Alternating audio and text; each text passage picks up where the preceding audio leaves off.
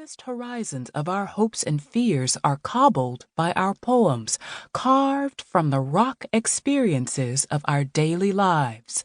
As they become known to and accepted by us, our feelings and the honest exploration of them become sanctuaries and spawning grounds for the most radical and daring of ideas.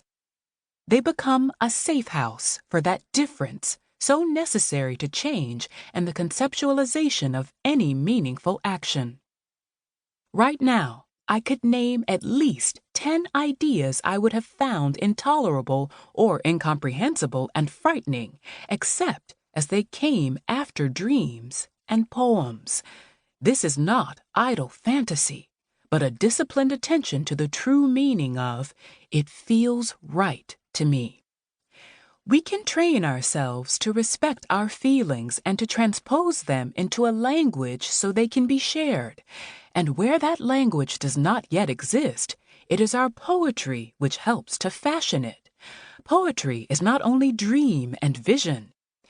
It is the skeleton architecture of our lives. It lays the foundations for a future of change, a bridge across our fears of what has never been before. Possibility is neither forever nor instant. It is not easy to sustain belief in its efficacy.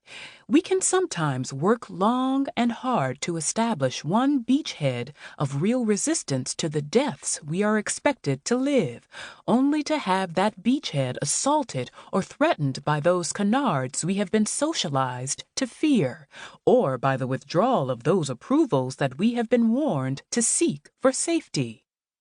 Women see ourselves diminished or softened by the falsely benign accusations of childishness, of non-universality, of changeability, of sensuality.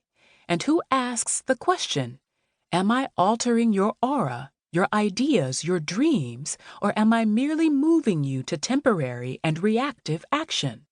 And even though the latter is no mean task, it is one that must be seen within the context of a need for true alteration of the very foundations of our lives. The white fathers told us, "I think, therefore I am." The black mother within each of us, the poet, whispers in our dreams, "I feel, therefore I can be free." Poetry coins the language to express and charter this revolutionary demand, the implementation of that freedom. However, experience has taught us that action in the now is also necessary, always. Our children cannot dream unless they live. They cannot live unless they are nourished. And who else will feed them the real food without which their dreams will be no different from ours? If you want us to change the world someday, we at least have to live long enough to grow up, shouts the child.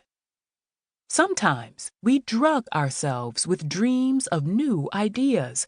The head will save us. The brain alone will set us free. But there are no new ideas still waiting in the wings to save us as women, as human.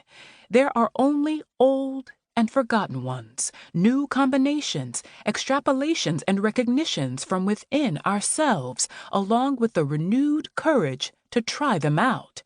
And we must constantly encourage ourselves and each other to attempt the heretical actions that our dreams imply and so many of our old ideas disparage.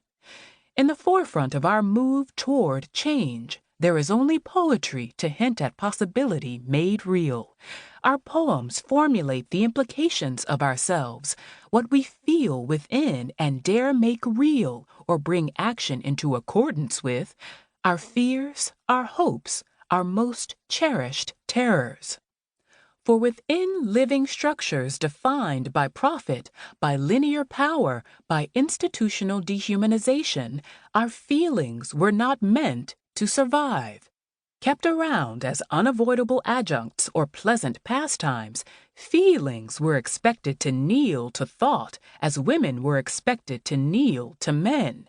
But women have survived as poets, and there are no new pains. We have felt them all already. We have hidden that fact in the same place where we have